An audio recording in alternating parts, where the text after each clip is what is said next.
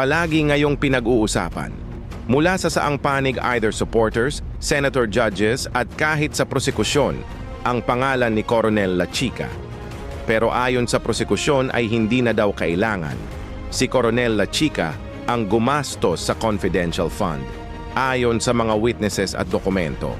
Pero bakit umiiwas ang prosekusyon na ipatawag siya? Ito ang ilan sa mga nakikita kong dahilan. Una, si Coronel ay hindi tauhan ni Vice President Sara. Para maliwanag, siya ay opisyal ng Sandatahang Lakas ng Pilipinas pag siya ang pinatawag ng prosekusyon para silang kumuha ng batong pinukpok sa ulo nila.